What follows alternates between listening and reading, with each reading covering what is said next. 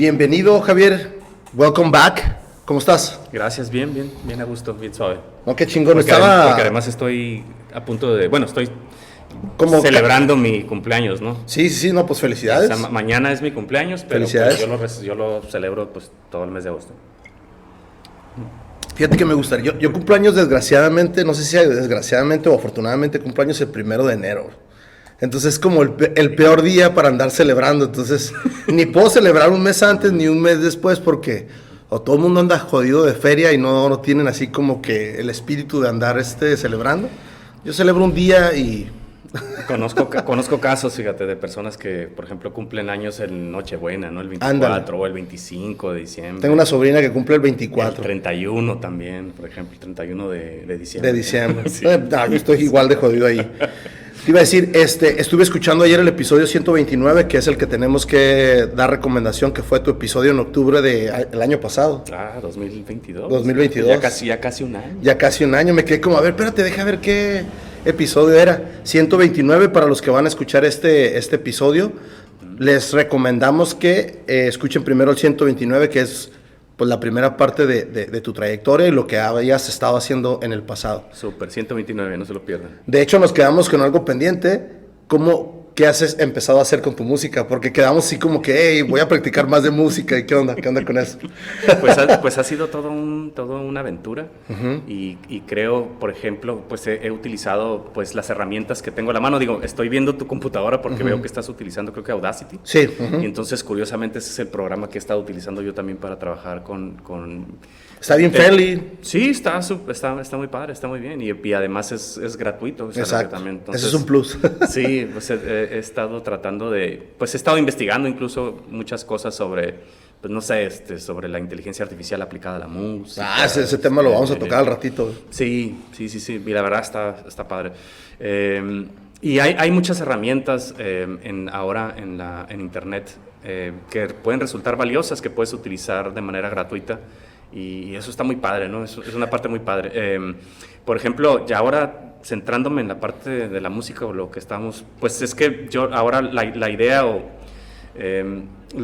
tengo otra canción que estoy trabajando que fue la primera que compuse, ¿no? Y que se llama Resistir, y ese va a ser el título, de hecho, de mi álbum, ¿verdad? Porque pienso seguir publicando, pues pienso seguir lanzando canciones hasta completar ese álbum que se llama Resistir. Ya sé cómo se llama y todo, ¿no? Y tengo la canción que además le da título a ese álbum, ¿no? Okay. La tengo, digamos que la tengo bien, ya la compuse, pues, pero no la he grabado todavía, ¿no? No he decidido qué tipo de sonido va a tener. Pero me decidí, no sé, simplemente que simplemente pensé que era importante celebrar los 10 años de Muerto después de muerto, que es una novela que publiqué en el 2013, por primera vez se publicó en el 2013 en Editorial Abismos. Y este año cumple 10 años y quería celebrarlo de manera digna, y creo que y me planteé la posibilidad de hacer una canción basada en el libro. Y entonces cuando empecé a sacar la tonada y empecé a sacarlo, a crear los primeros versos de la canción, pues me di cuenta que estaba muy suave, me gustó muchísimo, y la verdad pude componerla, me salió muy fácil esa canción porque conozco muy bien el libro, pues sí. Lo conozco súper bien. Entonces, al momento de tratar de intentar que cuadraran todos los versos en términos de métrica y de rima y todo, la verdad me salió pues prácticamente pues como agua, ¿no? O sea, fue algo muy, muy fácil de hacer, y además pues quedé muy, muy, muy contento, muy conforme con el resultado, y así es como empezó, digamos, esta primera aventura musical que ahorita que dices de que es fácil investigar y conseguir cosas en internet, sí. Creo que lo difícil es depurar qué es bueno y qué es malo, ¿no? Porque hay muchísima información. Es correcto, eso es lo más difícil. Ajá. Exactamente. Es demasiada información, hay demasiadas recomendaciones de esta página y esta otra, y no que este software es mejor que este Exacto. para editar o para masterizar o para mezclar, que si quieres, no sé, si quieres samples los puedes obtener aquí, no, pero acá está mejor, pero acá. Entonces hay muchísimo, y también hay muchísima gente haciendo tutoriales sobre cómo escribir, cómo No, de escribir todo. cuento, novela, cómo hacer música, cómo mezclar, cómo hacer cierto tipo de música o especializarte en cierto tipo de música, cómo vender tu música, cómo lanzarla al mercado. Hay demasiada información y entonces pues hay que hacer eso, una labor de criba muy, muy precisa, eso es lo más importante. Y también porque dentro de todas esas recomendaciones y dentro de todos estos tutoriales que te ofrecen de manera gratuita o los que tienes acceso de manera gratuita en YouTube y en otras plataformas, pues habrá personas que te den información que es errónea o que no está actualizada, sí, ¿no? Entonces tienes que lidiar con todo eso y aprender cómo a ser más selectivo en términos de contenidos. Yo trato siempre de buscar lo último, sobre todo lo que acabas de decir. Lo más reciente. Ajá, lo más reciente. Sí. Porque una vez me tocó bajar un software que ya las opciones que decía en el tutorial ya no existían. Claro, así es. Entonces dije, a ver, espérate, déjame checo el año. Y eran como 2-3 años atrás. Entonces dije, ¿sabes qué? Mejor lo más reciente, lo cutting edge. Ahí es lo que voy a estar trabajando. Sí, es que la inteligencia artificial, los programas de edición, pues no solo de textos, sino de música y demás, siguen evolucionando, siguen avanzando, incorporan nuevas funciones. Y la versión que tienes ahorita de Audacity va a cambiar el día de mañana. No, pues cada 6 meses está un update o algo así. Así es. Entonces, pues ahí ves también, por ejemplo, los influencers o las personas que tienen sus canales de YouTube, sus podcasts, que se dedican o que son especialistas en esa área y que son personas responsables, sí. Lo que hacen es luego crear un nuevo episodio donde sacan la nueva versión. Así es, donde te hablan de estas nuevas actualizaciones que han tenido los programas. Y casi todas tienen un nuevo gadget, ¿no? O sea, casi todas van a tener algo extra. La nueva versión va a traer algo extra. Sí, ¿no? y además habrá eliminado también otras funciones que antes tenía, ¿no? Sí. Seguramente. Totalmente de acuerdo. Ahora, la última vez no nos habías traído Violencia de Génesis, ¿no? No estaba. Creo que así como que lo pintaste, como que lo trataste de mencionar, algo así, porque me imagino que ya lo traías en la mente. Sí, sobre todo, o sea, sí sabía que tenía, o sea, yo tenía la intención de publicar otro libro al año siguiente, ¿no? Uh-huh. De hecho, tengo algunos todavía por ahí que están pendientes. Okay. No me lo había planteado, francamente, sino que pues precisamente por los Whiskey Nights en el Grafógrafo, pues ya me tocó saludar ahí a Néstor Robles. Okay. Un saludo al Néstor. Un saludote y gracias por la idea. Ahí está el resultado de la Whiskey Nights. Sí, porque de hecho, pues yo había acordado con él que haríamos juntos una coedición con Monomitos, pues, ¿no? Okay. Nada más que por X o por Y no se dio. Sin embargo, si me está viendo Néstor, sabe Néstor que sigo con esa disponibilidad de que hagamos la coedición de este libro. No porque yo haya sacado esta edición, uh-huh. Significa que ya no haya posibilidad, sino me gustó tanto el trabajo que hice, la verdad, que se me antojó sacar un muy breve tiraje de 50 ejemplares, y eso fue lo que hice. Y si él quiere que saquemos algo en Monomitos, con gusto lo hacemos, claro que sí. De hecho, ya me habías adelantado tú un cuento, ¿no? De hecho, yo te había compartido un cuento que iba a formar parte de esta reunión de cuentos. Y traigo impreso ahí, en mis apuntes traigo otro, y me acabas de comentar ahorita que son textos que ya tenías, o cuentos que ya tenías, y nuevos que incorporaste. Exacto, realmente creo que son como unos 4 cuentos más o menos los que yo ya había publicado de manera... por ejemplo, uno lo publiqué en una antología de cuentos. Okay. Otro salió publicado, creo que en una revista, pues el de la columna. Okay. Salió publicado en una revista, precisamente cuando obtuve el Premio Nacional de Cuento de Ciencia Ficción y de Cuento Fantástico y de Ciencia Ficción. Uh-huh. En ese momento, pues lo publicaron en una revista digital. Que era parte del premio, digamos, como publicarlo, ¿no? En una revista Súper digital. Bien, ajá. Entonces... y, por ejemplo, hay un cuento que se llama Infinitas Persecuciones, uh-huh. Que también fue publicado hace muchos años. De hecho, fue el primer cuento que me gustó. Que me gustó que yo había escrito. Sí, porque es muy importante que te guste lo que estás escribiendo. Claro, ¿no? sí, y más que nada darme cuenta que era un cuento ya redondo, digamos, que tenía como todas estas... Cumplía, digamos, con todas estas características que para mí debe tener un cuento, ¿no? Pues desde un buen desarrollo de la historia, intensidad narrativa, cierta velocidad, digamos, y también pues un buen remate, un buen desenlace, con una excelente vuelta de tuerca. Ese fue el primer cuento que yo escribí, que yo dije, este cuento está muy bien hecho, ¿no?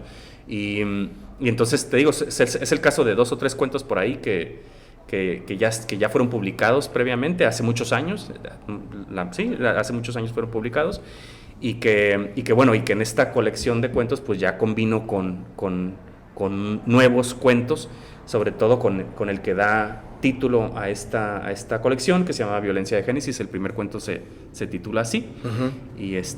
Y hay otros más también que son nuevos y que son muy interesantes. Por ejemplo, el de la urna del arrendador, que no sé, yo por ejemplo siento que va muy en el estilo de Edgar Allan Poe, quizás un poquito cercano al Barril de Amontillado, que es un cuento también muy importante dentro de la colección de cuentos que escribió Edgar Allan Poe en su momento, sí. Ahora, algo que me llama mucho la atención, y ahorita lo platicábamos antes de estar grabando, la portada de la foto, uh-huh. y me empiezas a platicar el proceso que has tenido. ¿Cómo llegas a esas fotos y cómo dices, sabes qué, yo quiero hacer todo mi trabajo, yo lo voy a incorporar? Ahorita hay mucha gente creativa, pero dices, yo me aviento todo pues hasta cierto punto todo tu trabajo. ¿Cómo decides eso?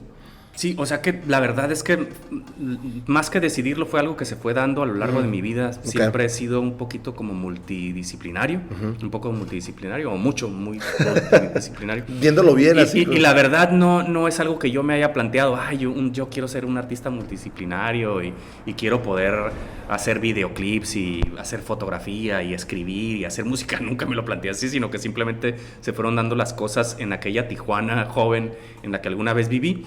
Pues digamos que no había todas estas opciones laborales que ahora hay. Entonces era un poco ir haciendo esfuerzos a veces independientes y de ir combinando también, porque así lo exige la ciudad a veces, ir combinando, pues tener 2 o 3 chambas, por ejemplo, ¿no? O sea, yo daba clases en universidades, pero luego también hacía reportajes para El Mexicano, por ejemplo, en algún tiempo, ¿no?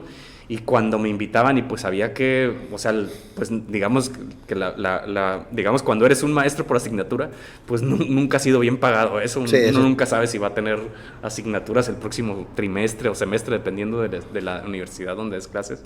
Entonces era un poco pues buscar formas de sobrevivir, y entonces era pues, pues voy a aprender a hacer video. Y me voy a ir, y yo por ejemplo, no sé, pues me iba a la casa de un amigo que él editaba video, y entonces ya lo veía trabajando y aprendí un poco.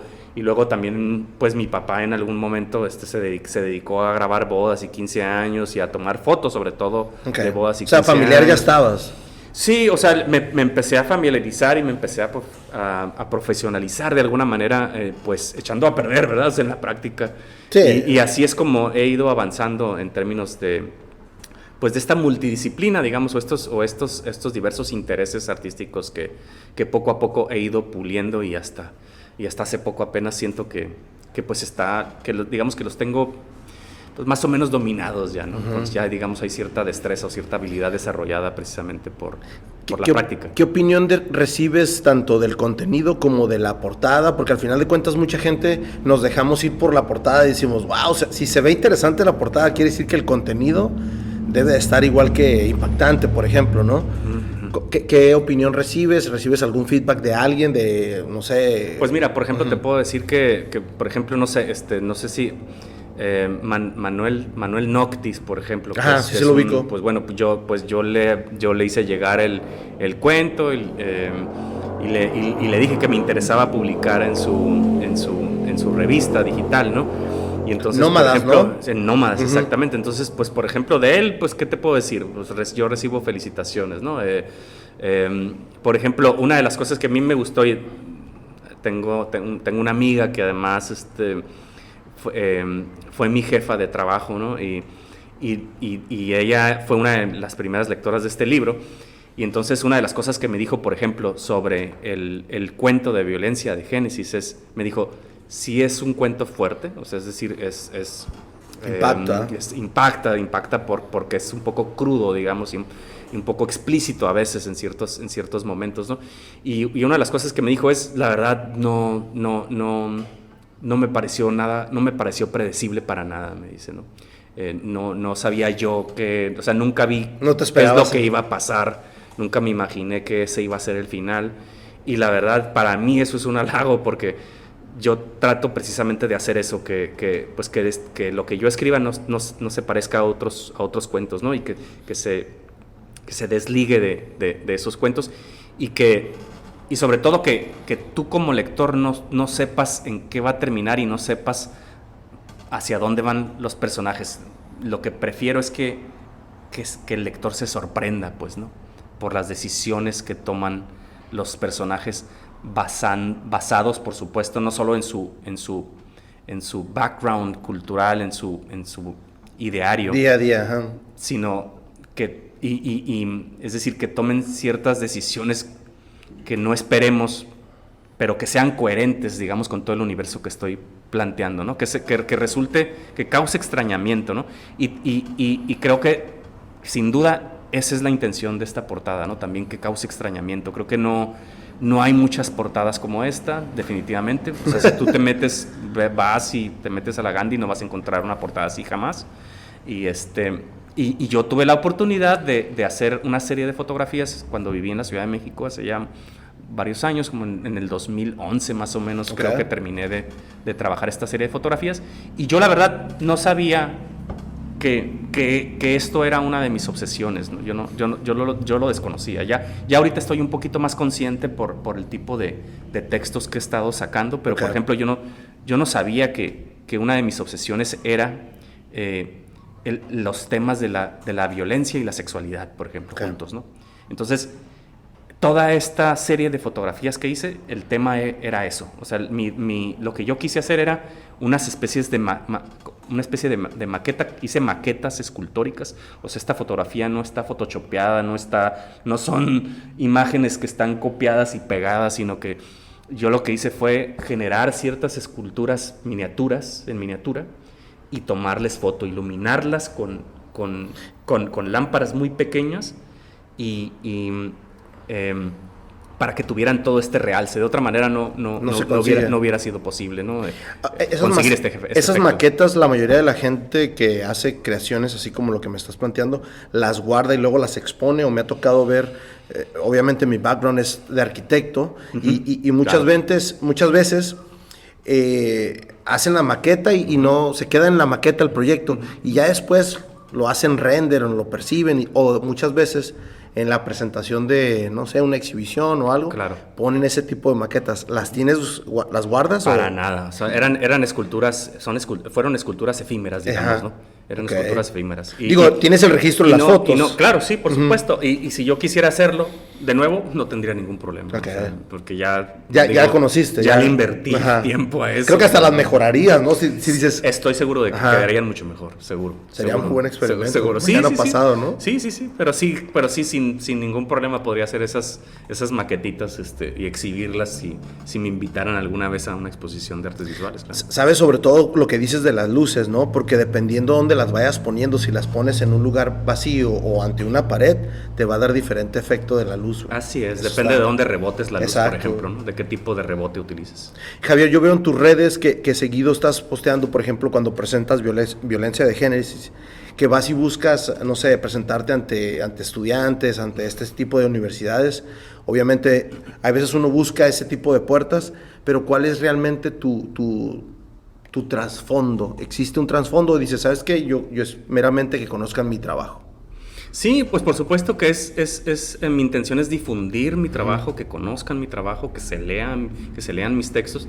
Regularmente yo pienso o recurro, digamos, voy a universidades y sobre todo a preparatorias, más que nada o secundarias, porque sé que hay muchos estudiantes, en su mayoría cuando se trata de gente joven, tienden a ser más receptivos con este tipo de trabajos, pues, ¿no? Porque además son trabajos que los sacan a ellos como de su zona de confort, pues, o de los temas a los que están acostumbrados en el programa escolar que llevan en sus respectivas instituciones educativas. Sí, de hecho, no sé si estaba en tu Facebook o no sé dónde lo conseguí, pero había un link de una presentación del CUT, creo, donde estás con el maestro de dispensario filosófico con Félix. Ah, ok. Uh-huh. Me la quemé ayer o antier. ¿Ah, poco? Sí, porque me gusta saber de lo que vamos a platicar. Qué padre. Y me interesa que estás poniendo tus imágenes, ¿no? Y las empiezas a explicar. Y se me hizo que no paraste de platicar de que estabas bien engranado en tu trabajo. Y eso es lo que habla bien de tu trabajo.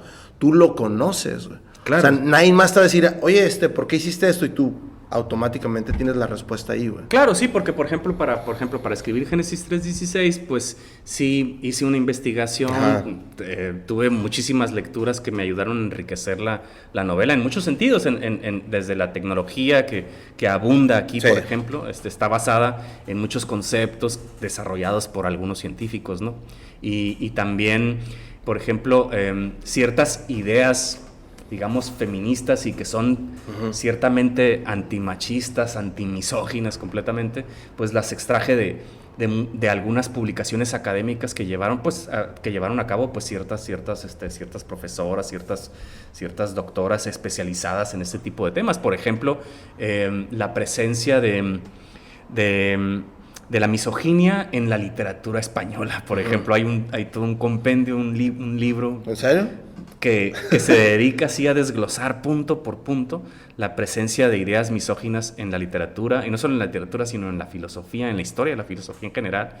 Y pues todo eso, digamos, yo me di a la tarea de absorber como ciertas ideas que yo sabía que iban a enriquecer muy bien esta novela de Génesis 3:16, que seguramente pues quienes vieron ya el programa anterior saben que se trata pues de un grupo de científicas y activistas que intentan detener a una banda feminicida, una secta feminicida, ¿no? De eso se trata. En el futuro, por supuesto, porque es una novela de ciencia ficción. Sí, está bien. Ahora, te invitan también a Dispensario Filosófico.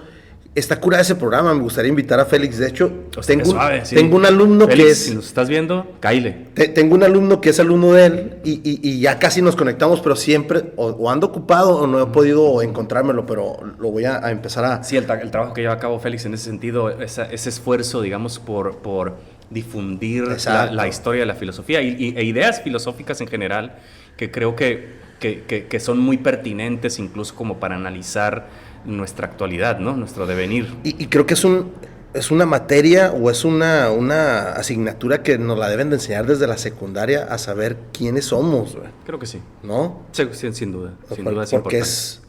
¿Cómo te va? Tanto como la literatura. Ándale, no, van a la par, güey. ¿Cómo te va con ellos? ¿Cómo te la pasas en ese programa o qué onda con eso? No, bien suave, la verdad es que no recuerdo cómo fue. Pues creo que Félix me comentó que él había comprado mi libro y entonces yo le dije, oye, pues si tú que trabajas ahí en el CUT, pues invítame. Yo encantado de participar en alguna semana cultural o alguna actividad cultural que tengan ahí. Me invitó y la verdad, pues la pasamos re bien, ¿no? Platicamos ahí bien a gusto. Y después ellos mismos, tanto Félix como Juan Zenón me invitaron al programa de Dispensario Filosófico y pues ahí también pudimos platicar ampliamente sobre todo sobre esta novela Génesis 3:16 que la acababa de presentar dentro de la Feria del Libro Antiguo y de Ocasión.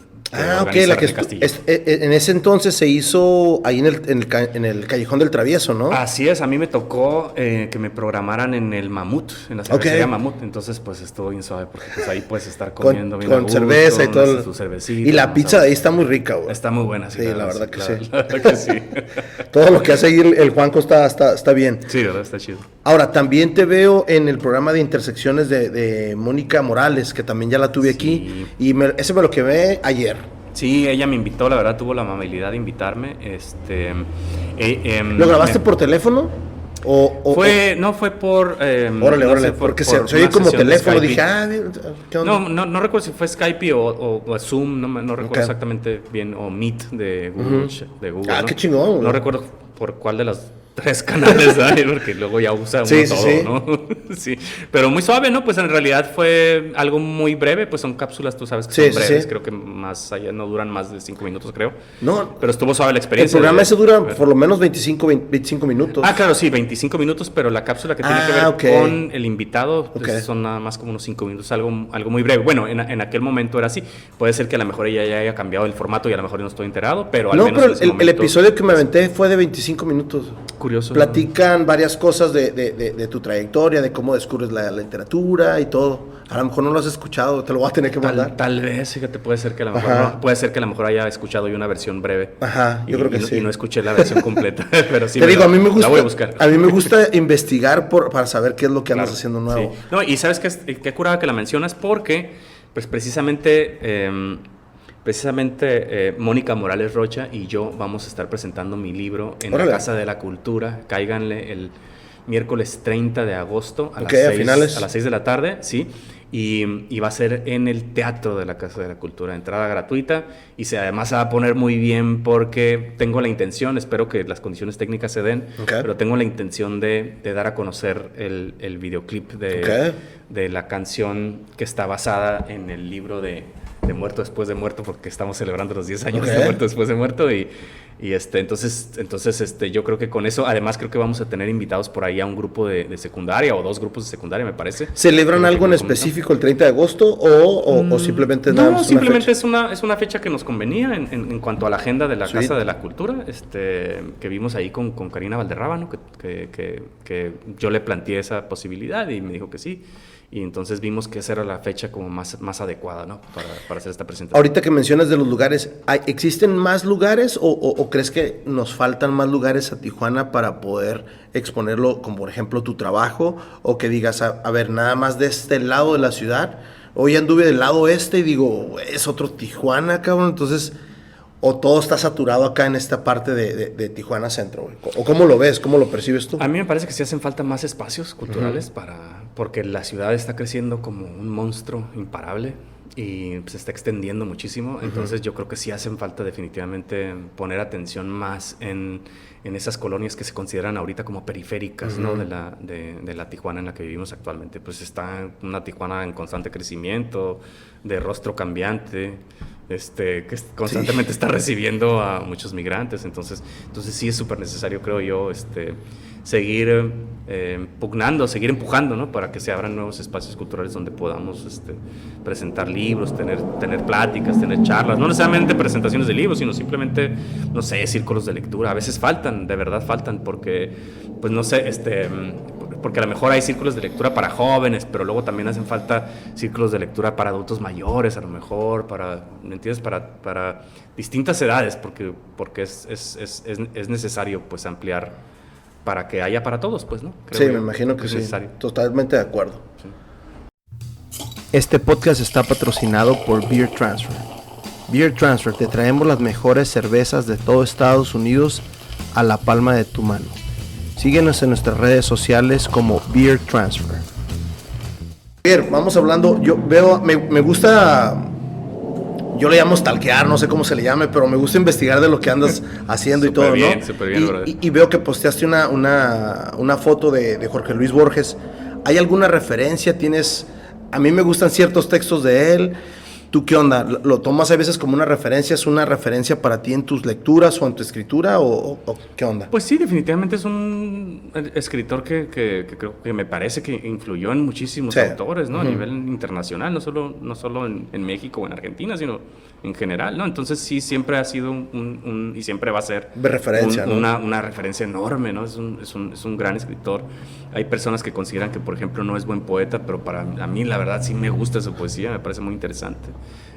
Y por ejemplo, está, pues precisamente un epígrafe, es un epígrafe de uno de estos cuentos, es un fragmento de un poema, del poema de los espejos de Jorge Luis Borges, ¿no? Y que dice aquí, y fíjate, es curioso, ¿no? Porque estábamos hablando sobre las obsesiones, o sea, esta cuestión de la violencia y la sexualidad, que yo no sabía que era una obsesión mía y después me di cuenta que sí lo es. Está presente no solamente no solo en muchos de estos cuentos, sino también está presente, por ejemplo, pues en Génesis 3:16, por supuesto, ¿no? O sea, ahí digamos que la violencia y la sexualidad están al 100% metidas ahí, ¿no? Entonces son temas, digamos, temas universales que están presentes en gran parte de mi obra, y ahora sí que no solo literaria, sino fotográfica, como pueden ver en la portada del libro. Entonces, me parece que los espejos, el doble, ¿verdad? De Jorge Luis Borges, perdón.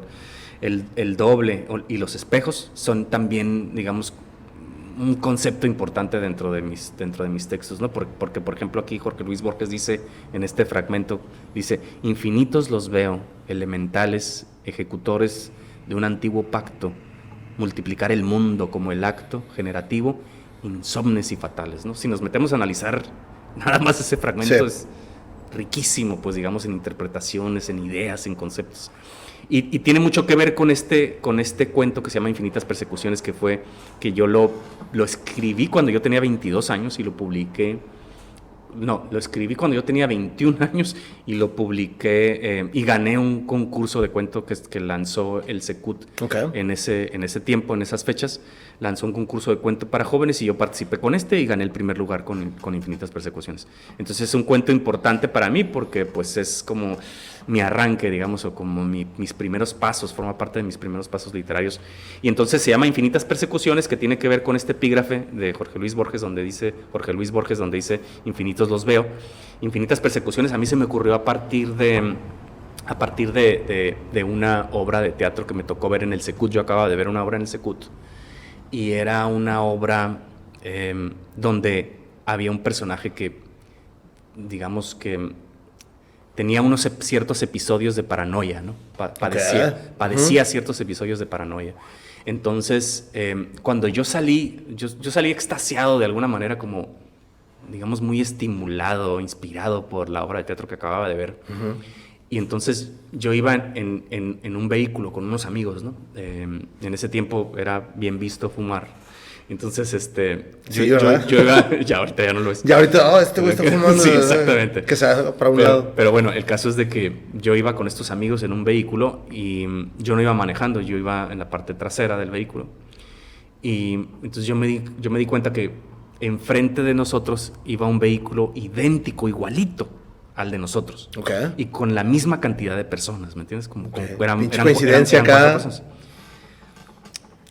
Volteo y atrás de nosotros venía un auto idéntico, misma marca, mismo color, mismas cabecitas que se veían así al fondo, ¿no? Y entonces yo enciendo un cigarro en la parte trasera del vehículo, que yo iba ahí como pasajero, y en el auto de enfrente alguien también enciende un cigarro y empieza a sacarlo por la ventana para tirar las cenizas. Entonces ahí es donde surge Infinitas Persecuciones, ¿no? ¿Qué es eso? Es una infinita persecución de este grupo, exacto, de este grupo delictivo.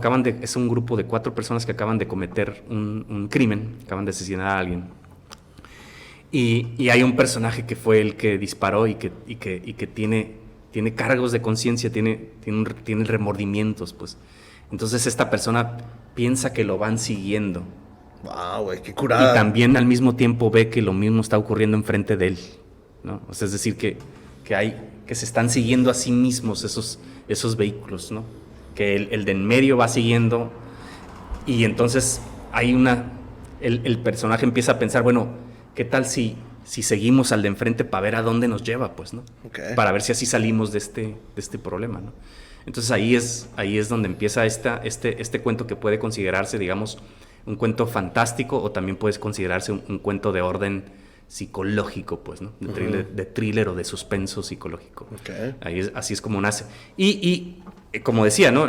Estos espejos siempre han sido esta posibilidad del reflejo, de verse en otras personas, es también una obsesión mía como escritor, ¿no?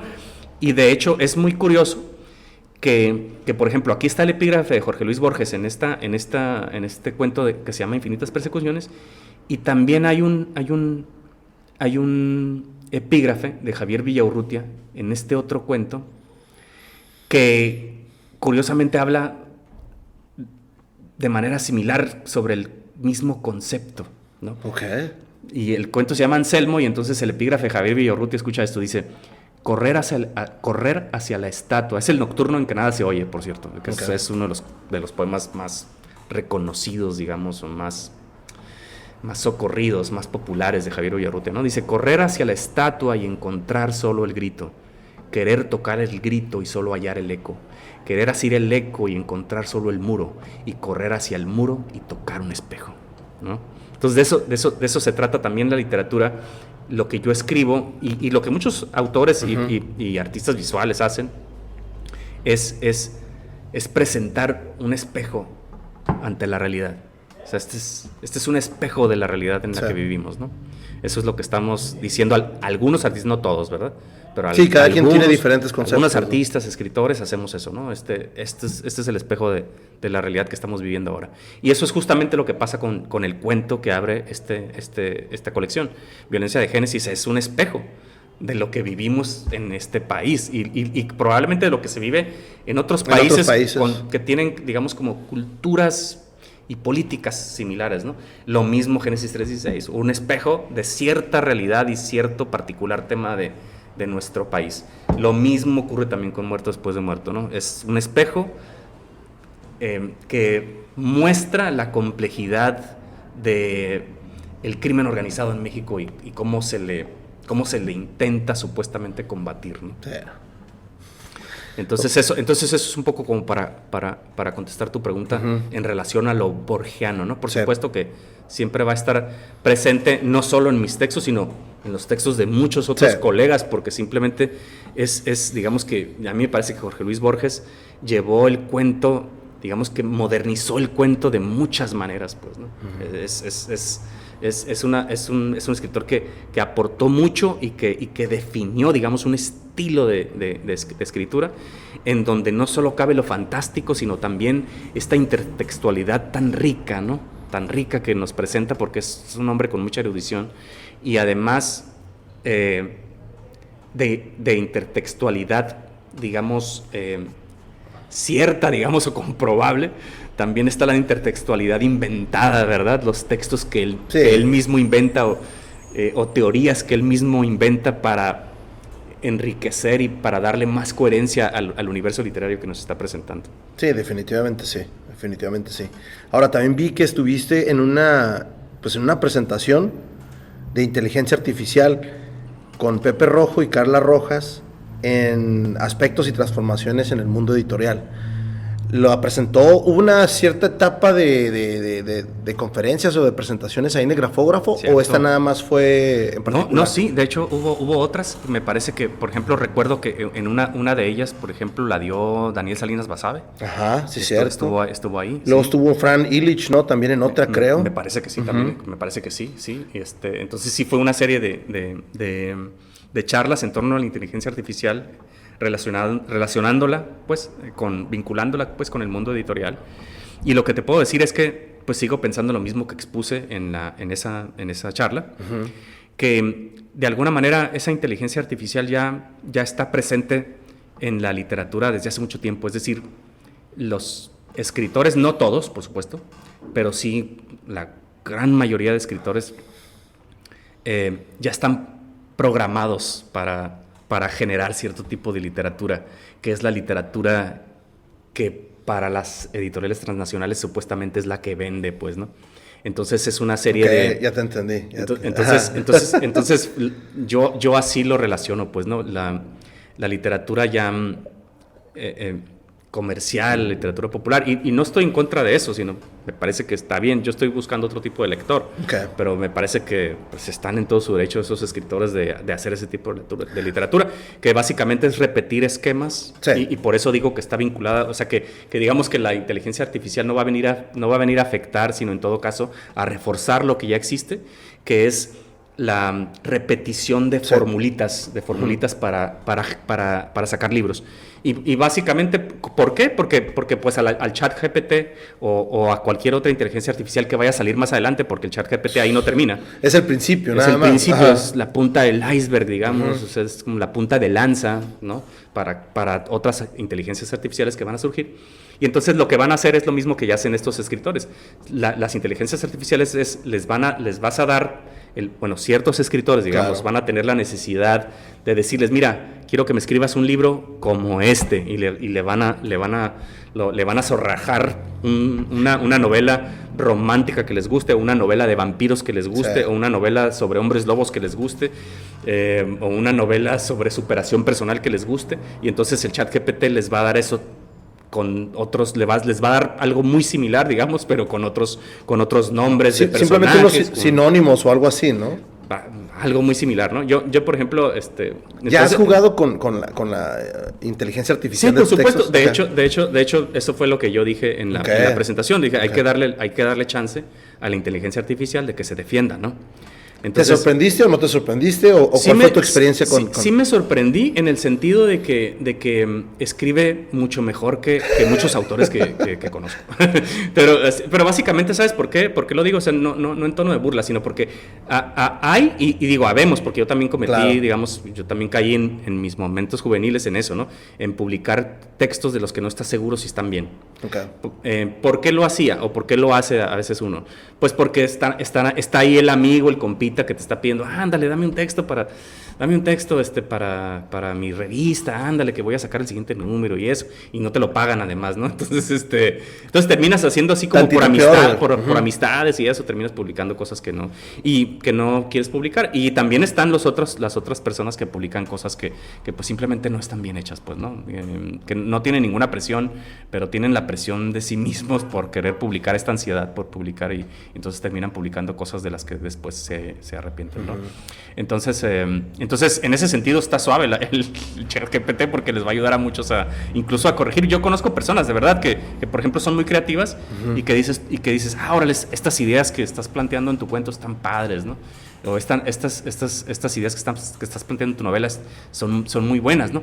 Pero, ¿verdad? Tienes muchísimos problemas gramaticales, muchos problemas de ortografía. Entonces, a ese tipo de personas les va a servir muchísimo la inteligencia artificial. El problema es que no les va a ayudar a superar ese bache, digamos, no les va a ayudar a mejorar su escritura. O puede ser que sí, también, a fuerza de estar leyendo o releyendo lo que el ChatGPT les corrigió, ¿verdad? Sí.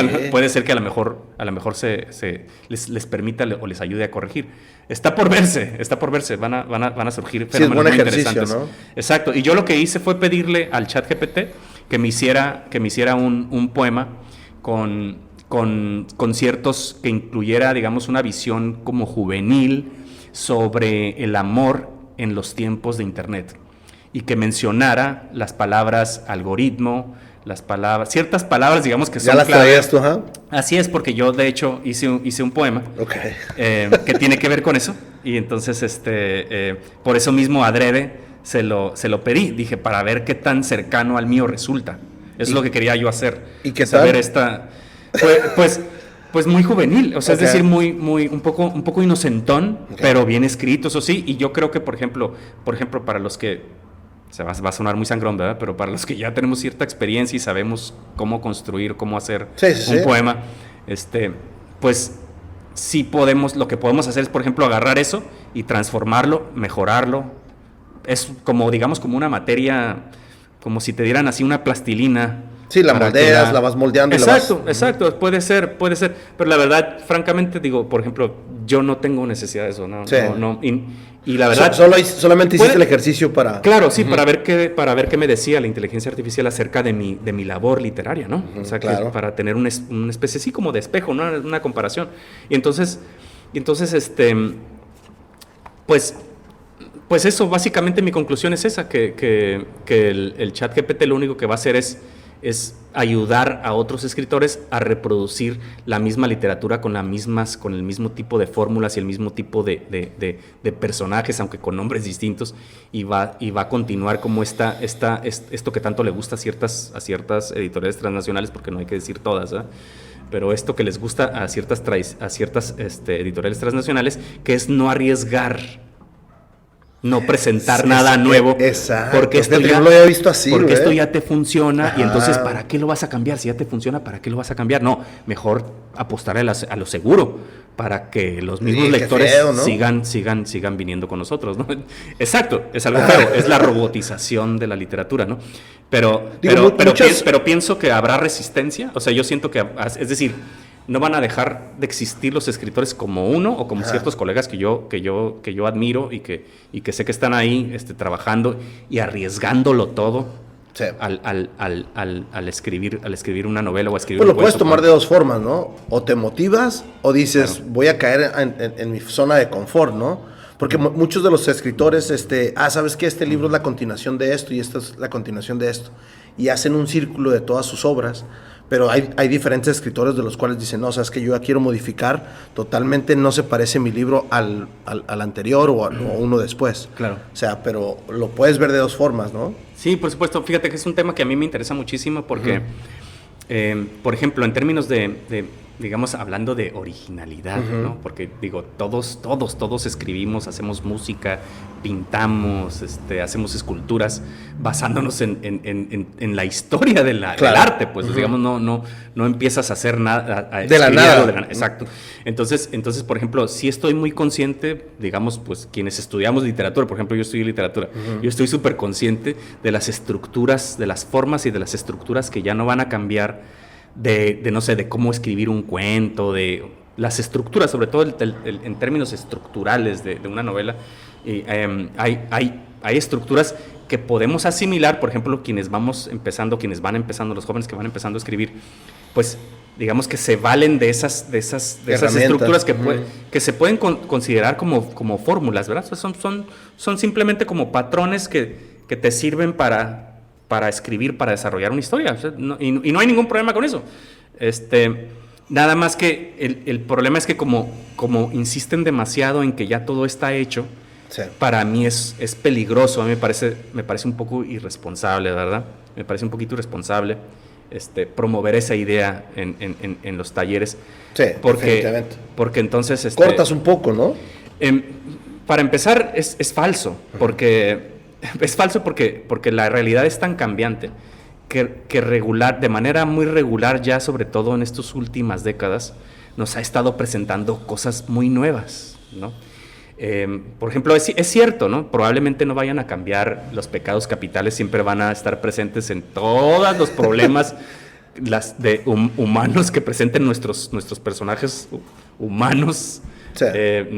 Siempre van a caer en alguno de esos pecados capitales y bueno, yo estoy viéndolo desde el punto de vista como católico, ¿no? Que es mi cultura, pero hay otros, por ejemplo, el eneagrama.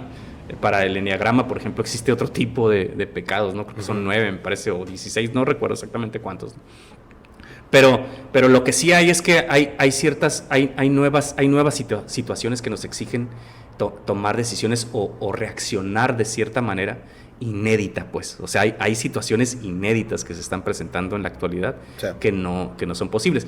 Por darte un ejemplo, entonces por eso me parece irresponsable, porque entonces si tú dices que ya todo está hecho, pues entonces lo que van a hacer es hacer lo mismo que hacen algunas editoriales transnacionales, vuelvo a precisar, que es apostarle a lo que ya funciona y tú escríbeme, por favor, tú escritor, yo quiero que me escribas una novela muy similar a esta, mira. O sea, porque tengo esta necesidad y está un público lector ávido. Yo ya hice el estudio de mercado y a mí el estudio de mercado urge, ¿no? me dice que urge este tipo de novela y que se va a vender bien si tú sigues mis lineamientos, ¿sabes? Entonces la inteligencia artificial va a facilitar mucho el trabajo para ese tipo de editoriales, porque pues ya prácticamente le van a dar a la inteligencia artificial los parámetros, ¿verdad? Para generar, y ya probablemente hasta se puedan desentender bien padres de los autores. Yo creo que sí. ¿Qué necesidad van a tener ya de contratar a escritores? Esas editoriales van a ganar, seguro. O sea, de que van a sacar un buen provecho, digamos, le van a sacar mucho provecho a las inteligencias artificiales, eso es indudable. Y fíjate, y también algo que quiero aclarar es que, por ejemplo, yo te estoy compartiendo todas estas opiniones sobre la inteligencia artificial ahora, y puede ser que el día de mañana cambie de opinión, ¿sabes? ¿Por qué? Porque el mundo es tan cambiante. Sí. O sea, realmente las políticas, las leyes, estamos por ver nuevas leyes, y por eso definitivamente. Por eso digo que todo ya está hecho, pues no creo. No. Francamente yo también pienso igual. Entonces o nos están limitando, pero súper cuadradito, ¿no? O sea, sí, exacto. Nos delimitas bien sí, canijo. Mira, para mí la verdad, para lo que sirven las estructuras que ya están súper recontravistas, las estructuras, ya sabemos que hay como unos 5 o 6 tipos de desenlace que puede tener un cuento, ¿no? O sea, esas cosas no van a cambiar, es cierto, pero hay muchas otras cosas que puedes enriquecer y que puedes modificar y que puedes tratar de exigirte a ti mismo de dar ese paso, ¿verdad? Para tratar de presentar algo nuevo, algo novedoso, exactamente. Entonces, por ponerte un ejemplo, fui a la bibliotequita, a la Mapachils, no sé si la conoces, hay un lugar en la Avenida Revolución, entre calle Primera y Segunda, perdón, entre calle Tercera y Segunda, que se llama Mapachils Bibliotequita Embrujada. Entonces ahí es una biblioteca pequeña y que va a crecer, por supuesto, ¿no? Que está especializada en literatura de terror. Entonces nada más hay libros, cómics. Todo de terror. Todo de terror, novelas gráficas. ¿En dónde está exactamente? ¿Segunda y tercera? Entre segunda y tercera, sobre la Revolución, del lado derecho. No sé. Si vienes de la calle 10, si vienes de la calle 10 hacia la segunda, te queda del lado derecho. Está dentro de un museo que se llama 1889. Ah, ya sé dónde es. Es un museo sobre Tijuana. Ajá, sí. Es un museo temático. Está a un ladito del Soriano, entonces. Así es. Así es. Mira, más para ser más precisos, ¿no? Sí. Entonces, por ejemplo, ahí, para sacar una membresía, pues, hay de dos maneras, ¿no? O pagas una cuota, o donas un libro de terror. O sea, tiene que ser una novela o un libro de cuentos. Perfecta membresía, o sea, y ellos van agrandando su librería. Es correcto. Yo llevé uno de mis libros pues, de terror, pues llevé Muerto después de muerto, aunque ya tiene un libro ahí, ya tenía una edición pero anterior. Entonces yo lo que hice fue donar la edición más actualizada. ¿Te traje el update acá? Así es, le llevé el update de la novela de Muerto después de muerto, y entonces ya obtuve mi membresía y ya saqué mi libro tomé prestado uno de sus libros que se llama Plastic Monsters, y te puedo decir que es un libro que aborda cierto tipo de personajes. Por ejemplo, yo no he leído ninguna otra novela en la que combine una mujer a una mujer que fue muy vilipendiada, muy buleada no solo por su familia, sino por sus compañeras de escuela, y que está obsesionada con la belleza que ella siente que no tiene. Entonces ella está obsesionada con la belleza de las demás y por lo tanto empieza a odiar a las mujeres que son bellas desde su punto de vista, y que son asediadas por otros hombres. Entonces ella empieza a odiar y envidiar y a digamos a incurrir en el pecado capital de la vanidad, ¿verdad?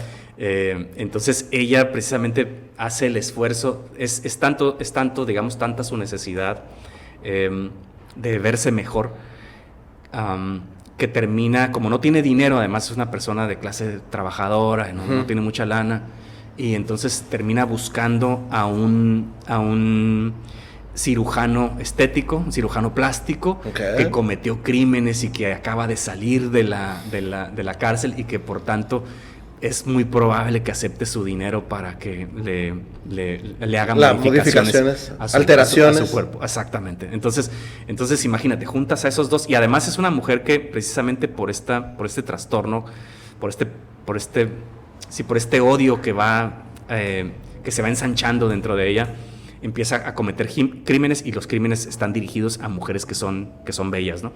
Entonces esta mujer luego se une a este otro personaje.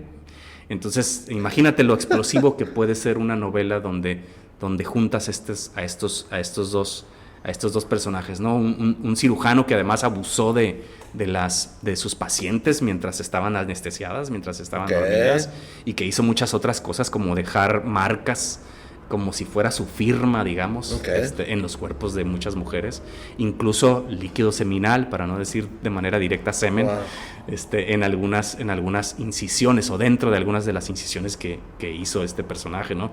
Entonces, si te das cuenta, esa es una novela muy reciente, que compró Roberto Lango, que es el que dirige, coordina este proyecto tan interesante que es la Bibliotequita Embrujada.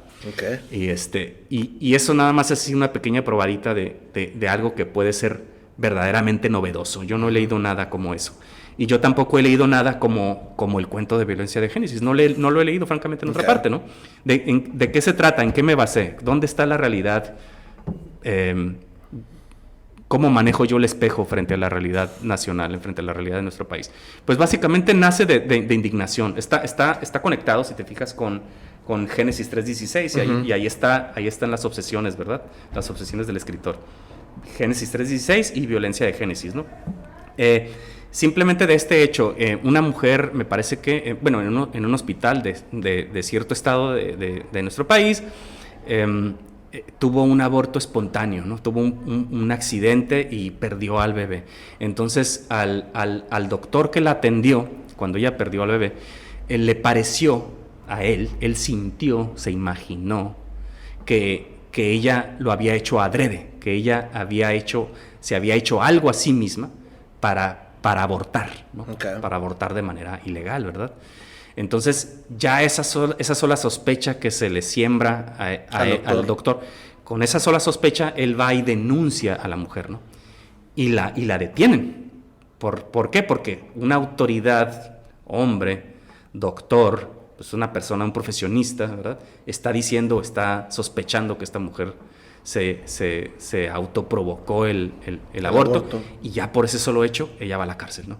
Entonces, a mí me parece realmente indignante eso, y me parece que merecía una respuesta como esta, ¿no? Entonces, yo lo que hago es invertir los papeles. ¿Qué pasaría? Y sobre todo también pensando en ciertas organizaciones pro vida, ¿no? Sí. Que dicen, no, es que el fruto del vientre es un fruto sagrado, ¿no? Este podcast está patrocinado por Beer Transfer. Beer Transfer, te traemos las mejores cervezas de todo Estados Unidos a la palma de tu mano. Síguenos en nuestras redes sociales como Beer Transfer. Entonces yo dije, ¿qué tal si invertimos los papeles? ¿No? Entonces yo dije, precisamente pensando en estos grupos pro vida, ¿no? Que defienden la vida a toda costa, sin importar de dónde viene el fruto. Entonces yo pensé inmediatamente en estos estados de nuestro país donde todavía hay ciertas zonas lóbregas, ciertas zonas donde no llega la seguridad pública, y entonces algunas mujeres son violadas, ¿no? Y qué hacer entonces por ejemplo, cuando una mujer es violada y además queda embarazada o resulta embarazada de ese acto violento, ¿no? Entonces yo lo que quise hacer en este cuento es invertir los papeles. ¿Qué pasaría si la mujer violara al violador? ¿Y qué pasaría si el violador resultara embarazado, ¿no? ¿Verdad? Entonces yo invento este cuento cósmico de horror cósmico, en el que esta mujer, digamos, lanza una plegaria, y quizás eso es un poco borgiano, porque la verdad es un poco borgiano, porque sí.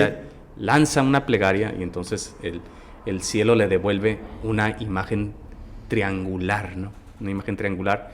Entonces, a partir de ese momento se desarrollan una serie de sucesos en las que se invierten los papeles. Ella prácticamente le pide o implora al cielo que se inviertan los papeles, y entonces se le concede ese deseo a esta mujer. Y ella termina violando al violador, le marca la cara además con la propia navaja con la que el violador la tenía sometida. Y entonces este violador empieza a tener problemas en el vientre, empieza a enfermarse. Entonces cuando va al hospital le dicen que es un milagro, ¿no? ¿Qué? Es un milagro que es el primer hombre embarazado de la historia de la humanidad.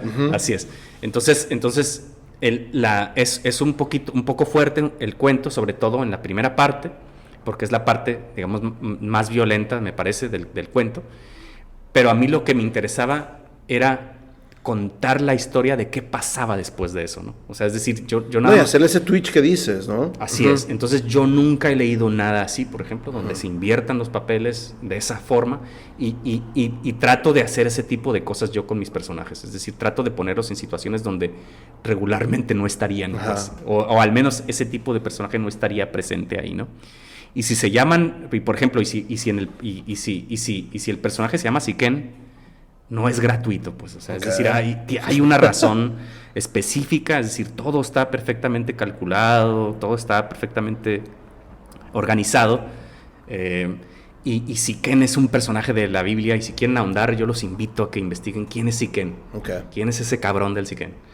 Yo creo que hay otros personajes ahí que se llaman José y otro personaje que se llama María. Entonces yo creo que van a entender o van a captar rápidamente de qué se trata la idea esta de poner a este trío, este triángulo de personajes que hace alusión además al triángulo que se ve en el cielo. Y que yo creo que lo van a entender y van a captar toda esta intertextualidad también rica que está presente en el cuento de Violencia de Génesis, ¿no? Ok, perfecto. Ahorita que hablabas de actualidad, hace poquito acaba de pasar la Feria del Libro aquí en Tijuana, que obviamente ya ahorita hablando atrás de cámara, yo creo que cruzamos uno con el otro y ni siquiera nos topamos o algo así, pero presentaste el libro y quiero pedir, obviamente, cómo te fue y que nos platiques sobre el nuevo libro que traes para presentarnos, pero también me gustaría, si se puede, si tienes la posibilidad de darnos la opinión de cómo se te hizo la Feria del Libro. No sé qué es lo que quieres primero, pero son 2 preguntas. Ok, mira, te voy a contestar primero, ¿cómo me fue?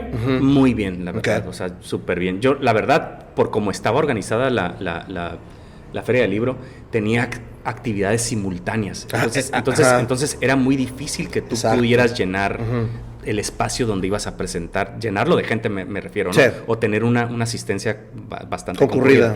Sí, yo la verdad trabajé en algún momento en instituciones culturales.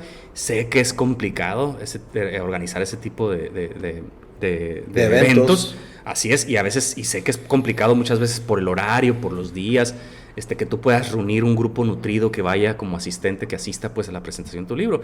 Por eso yo no tenía una alta expectativa. Yo quedé muy conforme, la verdad, con las 25, 30 personas que asistieron a mi presentación, bien a gusto. Te puedo decir que fue en la sala de video del Secut. Okay. Todas las condiciones técnicas estaban ahí. Lo que hice fue generar un playlist de poemas, pero en una ruleta, o sea, para que fuera aleatorio. Entonces, yo le di a la ruleta empezó a girar y me dijo: lee este poema.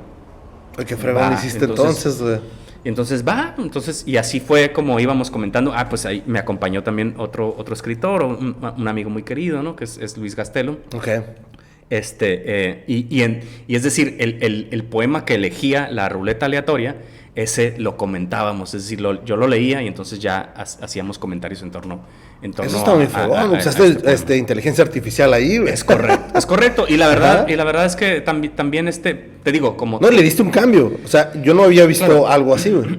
Bueno, sí, no, la verdad no, la ruleta aleatoria es algo que habíamos utilizado, por ejemplo, no sé, en mi trabajo la habíamos utilizado para cuando durante la pandemia, por ejemplo, teníamos ciertas actividades de integración de equipos, y no recuerdo si fue mi jefa, Elizabeth Algraves, creo que a ella se le ocurrió utilizar, me parece, esa ruleta aleatoria para ver a quién le tocaba participar, ¿me entiendes?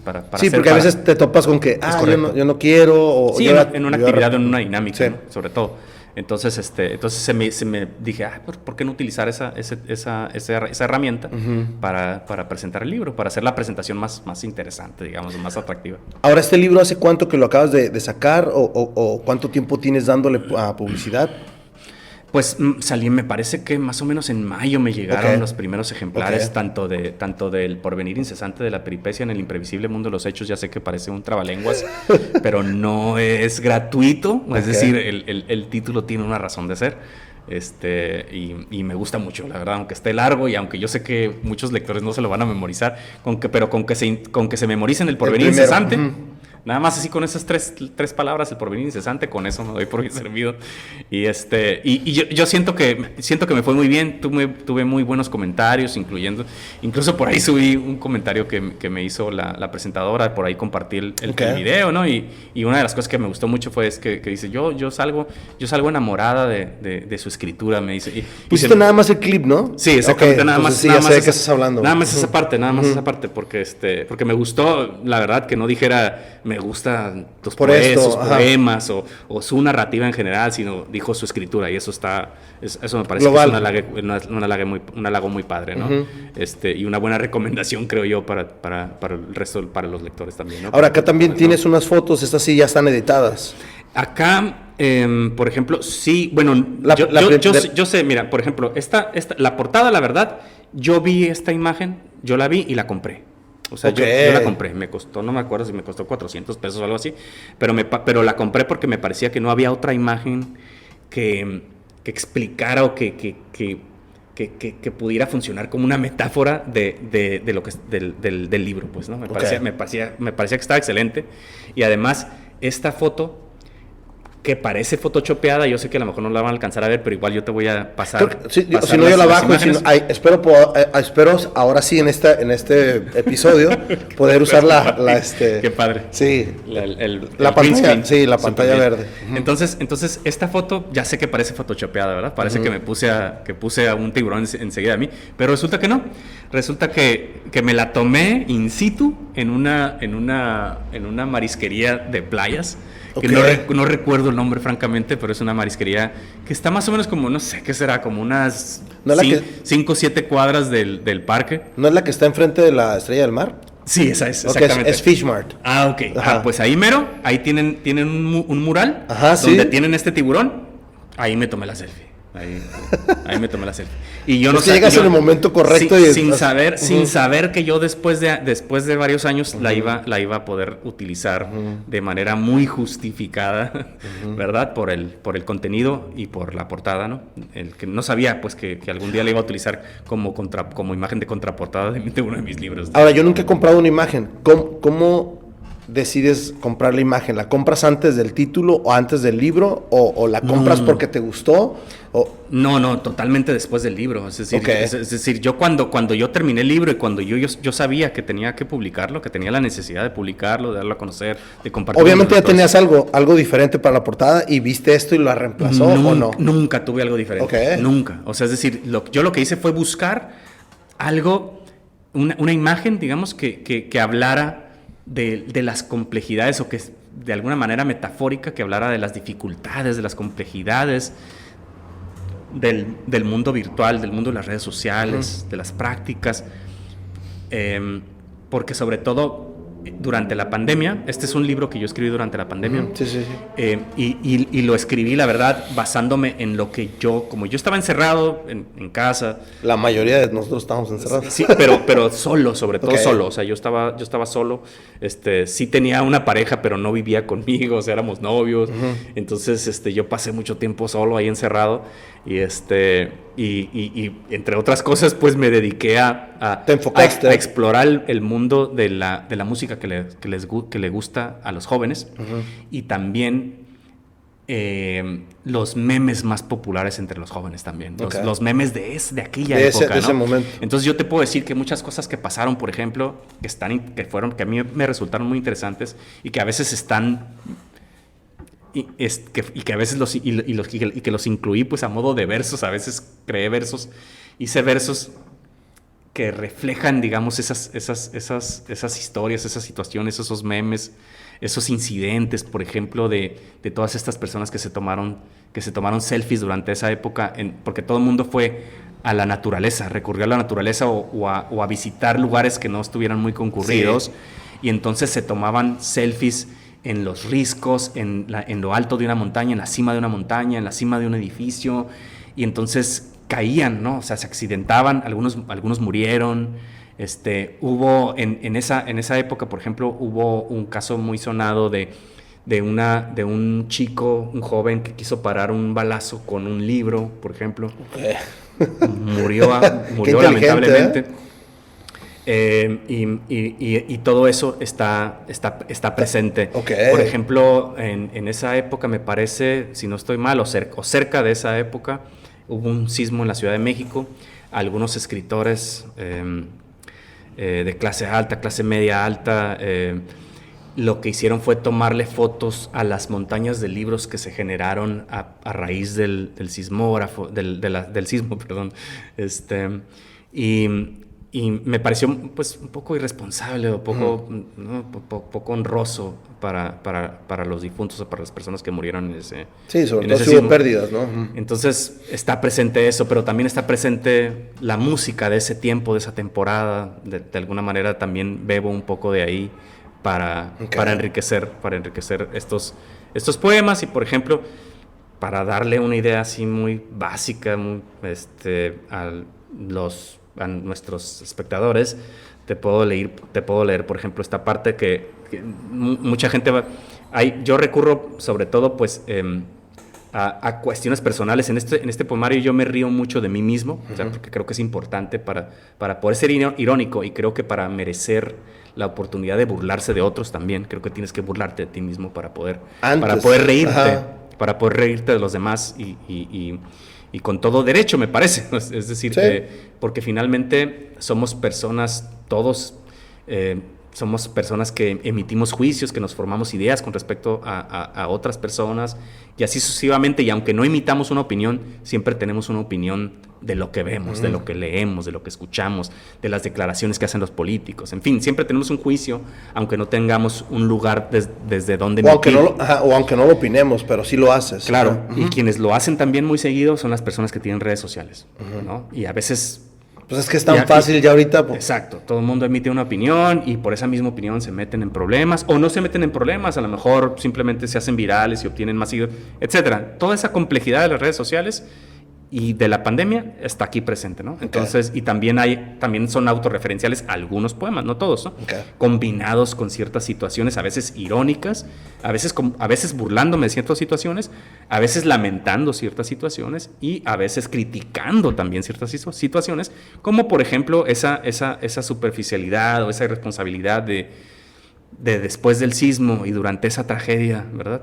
Durante esa tragedia que sufrió la Ciudad de México, subir fotos de montañas, de las montañas de libros que se hacen en tu biblioteca personal, ¿verdad? Entonces, este poema que se llama Pasto para la Crítica, voy a leer un breve fragmento, y dice así, ya me vi desde otro yo, publicando mi primer poemario de manera prematura e irresponsable a los 60 y tantos años, y no solo me criticarán por eso, me van a criticar por todo. Si te fijas, eso de te van a criticar por todo, tú haz tal cosa. Ese es uno de los memes más. Entonces, yo retomo ese meme y aquí está presente, entre otras cosas, ¿verdad? Entre otros elementos que por ahí pulularon durante esa etapa. Durante esa 2 años, durante esa época. Así que eran 40 días, pero... Entonces digo, me van a criticar por todo. Por las pantuflas con estampado de La Noche Estrellada de Van Gogh y la bata comodísima que luzco a veces, teñida de mermelada en las juntas de ombligos de poetas. Y me preguntarán, ¿por qué tardé tanto en publicar un libro de eróticos poemas cuando el apetito, a esta edad extemporánea, se cierne sobre jóvenes de 20 años? Y yo diré, porque es verdad, que no me interesan sexualmente las personas de 20 años, sino las de mi edad o aún mayores. Y diré también que puedo entender el interés de sesentones por jóvenes de 20, pero no el de jóvenes de 20 por los sesentones. Y aquí quiero hacer una aclaración nada más.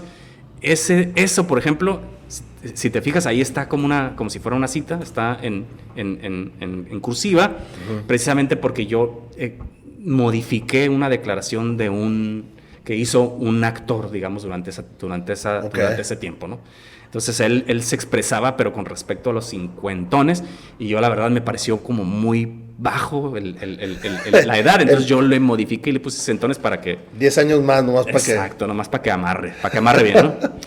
Entonces, y obviamente lo hizo este actor, es un actor, no es cualquier actor, un actor español, conocido, Antonio Banderas, y me parece justificado desde su punto de vista, porque es un actor que tiene hijas, pues, ¿me entiendes? Entonces es difícil, ¿no? A veces como padre de hijas, ver ese tipo de situaciones. Sí.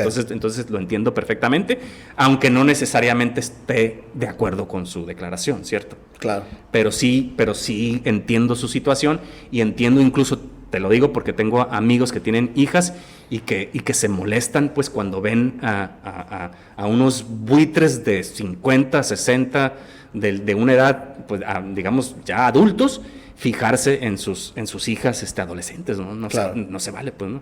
Y no hay manera de no indignarse frente a esa situación, ¿no? Y entonces sigo, ¿no? Dice, me van a criticar por todo y me preguntarán, como lo han hecho, ¿por qué diablos me hago llamar Javier G?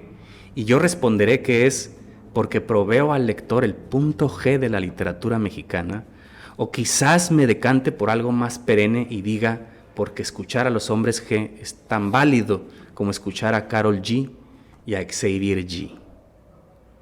Y ahí le voy a dejar para que podamos continuar con la entrevista, pero es nada más, digamos, los primeros versos de ese poema, que es un poema largo. Este poemario tiene poemas largos, a veces narrativos, a veces no, a veces, digamos, reflexivos, a veces aforísticos. Un poemario que tiene poemas de todos tipos de extensiones, a veces con métrica, a veces no, a veces con rima sonante, a veces no, dependiendo de lo que el juego me pida, porque para mí la literatura es un juego y por eso me hago llamar Javier G., porque además de que ya hay muchísimos Javier González en el mundo, muchísimos, yo siempre me he enfrentado a situaciones de homonimia, homónimos, hay muchos homónimos, y por ejemplo yo te puedo decir que cada vez que me ha tocado ir a solicitar una carta de antecedentes penales, hay varios. Y luego recientemente fui a hacerme unos análisis porque la edad ya lo exige. Me fui a hacer unos análisis clínicos y no, pues es que sí, ya tenemos aquí 2 homónimos suyos. Y tienes con el mismo nombre. Entonces, a mí también me pasa lo mismo. Pero no solo es eso, sino es que la literatura es un juego. Sí. Es un juego de palabras. Entonces yo creo que si eres un escritor que se toma en serio estos juegos de palabras, pues entonces, ¿por qué no jugar con tu propio nombre? Me parece que es importante. Me parece perfecto, me parece muy bien. Y además, como lo planteas, está bien. A mí me gusta, me agrada mucho, porque yo al principio era como, sí se llama Javier con X, o no, ya entiendo por qué. Y también porque la verdad soy un admirador de la poesía de Javier Villaurrutia. Okay. Y Javier se escribe con X. Con X, ¿no? Perfecto.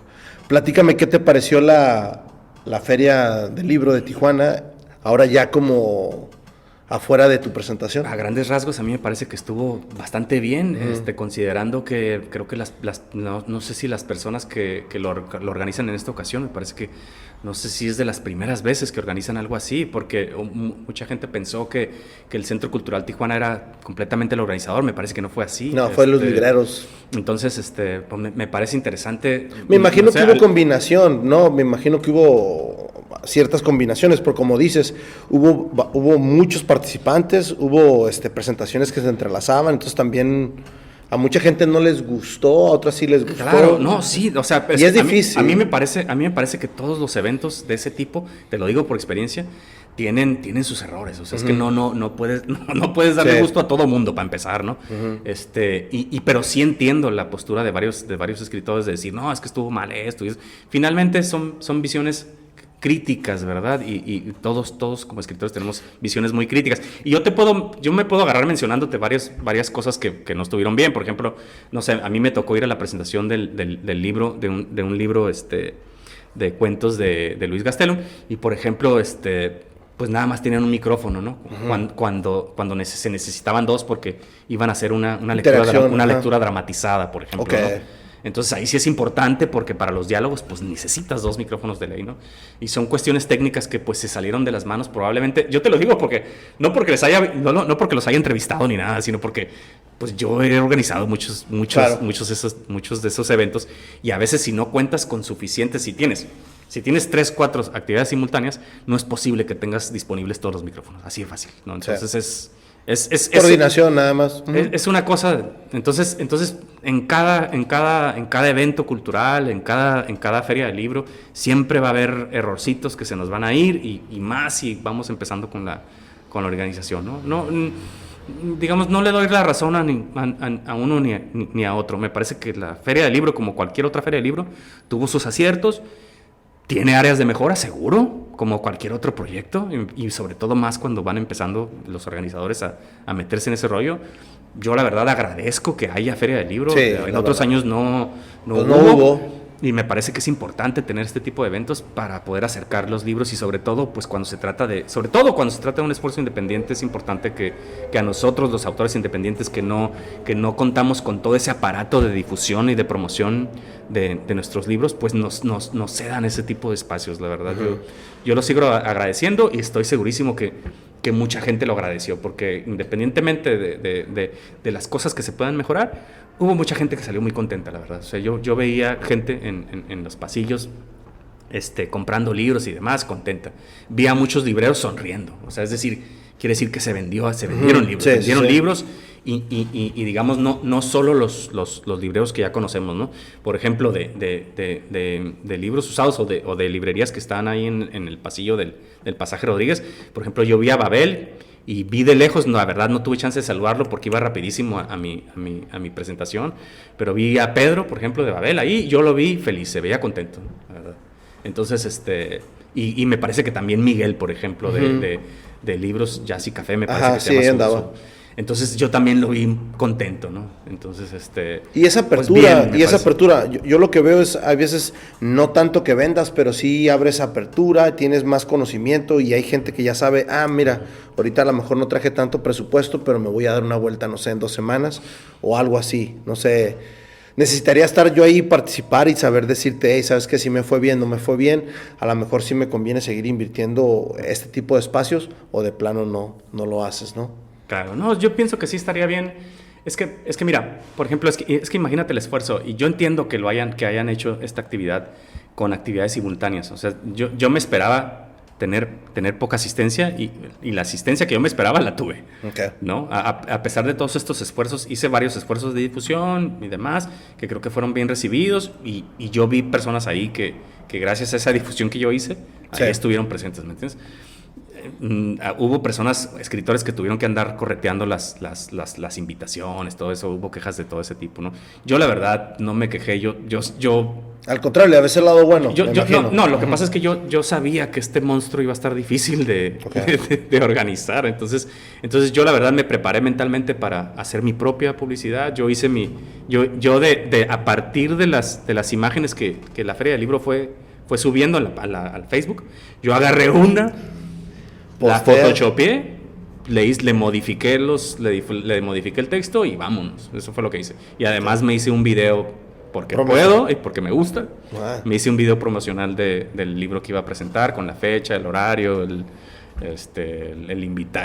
presentador que tuvo la amabilidad de acompañarme, y del sitio exacto, específico donde iba a llevarse a cabo la presentación. Qué buena onda. Entonces yo me preparé mentalmente para eso. Yo ya sabía que algo así podía ocurrir, porque pues trabajé mucho tiempo en eso, entonces pues... No, ya sabes lo que ocupas. Sí, no, independientemente, incluso si me hubieran enviado la invitación, pues con gusto, obviamente lo hubiera difundido, pero no me hubiera quedado con eso, obviamente hubiera hecho muchos otros esfuerzos de difusión, como los hice, por supuesto, ¿no? Qué chingón. Y yo quedé muy conforme con lo que ocurrió, y yo te puedo decir que a mí, yo prefiero que sigan haciendo actividades simultáneas, porque a veces, fíjate, no sé, creo que fueron como 2 semanas aproximadamente lo que duró la feria. Como 10 días. Logísticamente, incluso financieramente, económicamente, pues sería muy difícil hacer una feria de libro donde tuvieras una presentación distinta cada día. Eso se alargaría como hasta quién sabe cuántos meses, ¿te imaginas? Y entonces no podrías tener todo ese... No abarcas tanto. Toda esa cartelera, pues. O sea, no podrías tener tantos autores de digamos, como... Pues que traen las editoriales transnacionales, no podrías hacer esa combinación de autores que traen las editoriales transnacionales con los autores independientes, los autores locales, en fin. Y no sé, por ejemplo, presentar, no sé, el nuevo manual de derechos humanos con perspectiva de género, por ejemplo, que fue un libro que se presentó y que presentó una amiga muy querida, Alicia Macedo Nieto, que trabaja ahí en derechos humanos precisamente. Y bueno, pues yo prefiero, no importa, yo prefiero que se empalmen y que la sigan haciendo, a que no la hagan, pues. Sí, no, definitivamente. Si no la hacen, estaríamos retrocediendo. Sí, no nada más un año, varios años. Y estaría dificilísimo, insisto, dificilísimo poner a toda esa cantidad de escritores, a armar toda esa cantidad de conferencias y presentaciones del libro en un mes. Sí. O sea, hacer una feria de libro que dure un mes está difícil, creo yo que está difícil, tanto logísticamente, humanamente. Podría llevarse a cabo, estaría padrísimo. Sí, estaría súper. Pero entiendo si no lo hacen también, ¿sabes cómo? Porque es un esfuerzo titánico. Sí. Ahora tienes la presentación el 30 de agosto acá en la Casa de la Cultura. 30 de agosto, no se lo pierdan. Ok. ¿Algo más, Javier, que quieras dejar para ir cerrando este episodio, que es la continuación del episodio 129? Yo quiero invitar al público que amablemente nos está viendo el programa y que tuvo la amabilidad de ver hasta el final el programa, pues invitarlos a que guarden el lanzamiento de mi canción que se llama me dicen el narcozombie y que es un tributo, es un homenaje, y es un pretexto para celebrar los 10 años de mi novela Muerto después de muerto.